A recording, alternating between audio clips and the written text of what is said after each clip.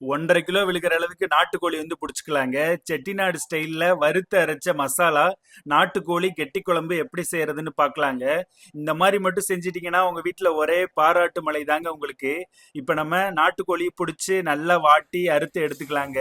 1 spoon அளவுக்கு சோம்பு, 1 spoon சீரகம், ஒரு 7-8 காஞ்ச மிளகாய், 1 ஸ்பூன் மல்லி, அது கூடவே 1/2 ஸ்பூன் அளவுக்கு மிளகு நல்லா வாசனை வர அளவுக்கு தான் வறுக்கணும். கருக விட்டுறக்கூடாது.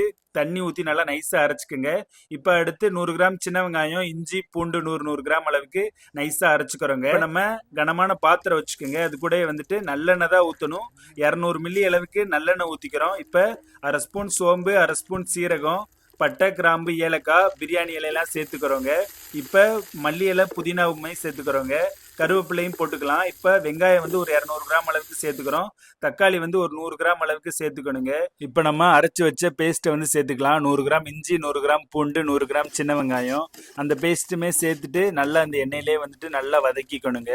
வதக்குனதுக்கப்புறம் 1/4 ஸ்பூன் மஞ்சள் தூள், 1/4 ஸ்பூன் மிளகாத்தூள் வந்து அந்த எண்ணெயிலே போட்டு வதக்கணுங்க. இப்போ வெங்காயம், தக்காளி, இஞ்சி, பூண்டு, சின்ன வெங்காயம் எல்லாமே நல்லா வதங்கிருச்சு. இப்போ நம்ம நாட்டுக்கோழி ஒரு 1.5 கிலோ அளவுக்கு கட் பண்ணி எடுத்து வச்சுருக்கோங்க. இப்போ அதையுமே நம்ம வந்து ஆட் பண்ணி இந்த வெங்காயம், தக்காளி, இஞ்சி, பூண்டு கூடயே வந்துட்டு ஒரு 10 நிமிஷம் அளவுக்கு வதக்கணும்.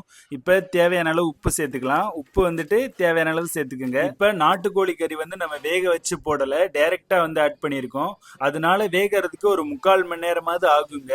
இப்போ நம்ம 20 நிமிஷம் வந்துட்டு நல்லா இந்த எண்ணெயிலே வந்து வேக வைக்கணுங்க. அதுக்கப்புறமா தான் மசாலா ஆட் பண்ணணும்.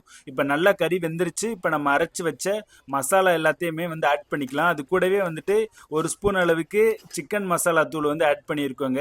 இப்போ நம்ம நல்லா வந்துட்டு இன்னும் ஒரு 10 நிமிஷம் நல்லா வந்து வேகட்டும்.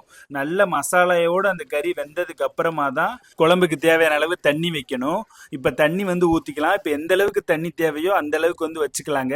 இப்போ நாங்கள் கறி மூழ்கிற அளவுக்கு தண்ணி ஊற்றினாதான் குழம்பு நல்லா வந்து கெட்டியாக வந்து கிடைக்குங்க. அடுத்து நம்ம 1/4 மூடி தேங்காய், அது கூடவே வந்துட்டு ஒரு 15 முந்திரி பருப்பை எடுத்து நைஸாக வந்து அரைச்சி வச்சுருக்கோங்க. இப்போ அந்த பேஸ்ட்டை வந்து நம்ம வந்து ஊற்றிக்கலாங்க. குழம்புல பாருங்க நல்ல எண்ணெய் பிரிஞ்சு வந்துருச்சு. அதுக்கப்புறமா தான் நம்ம வந்துட்டு இந்த தேங்காய் முந்திரி பேஸ்ட்டை வந்து ஊத்துறோங்க. முந்திரி பேஸ்ட் ஊத்துனதுக்கு அப்புறமா தீயை வந்து குறைச்சிடணுங்க. தணல்லே தான் கிடக்கணும். இப்போ நல்லா மூடி வச்சிங்கன்னா நல்ல எண்ணெய் பிரிஞ்சு வருங்க. சூப்பரான செட்டிநாடு ஸ்டைலில் காரசாரமான நாட்டுக்கோழி கெட்டி குழம்பு வந்து ரெடி ஆயிருங்க. இதே மாதிரி உங்கள் வீட்லையுமே ட்ரை பண்ணி பாருங்க. ரொம்பவே சூப்பராக இருக்கும். ஃபர்ஸ்ட் கிளாஸில் இருக்கும். இதே மாதிரி செஞ்சீங்கன்னா குழம்பு. நம்ம வீடியோ பிடிச்சிருக்குன்னு நினைக்கிறேன். வீடியோ பிடிச்சிருந்தா மறக்காம லைக் பண்ணி, ஷேர் பண்ணி, சப்ஸ்கிரைப் பண்ணுங்க, ஃபாலோ பண்ணிக்கோங்க.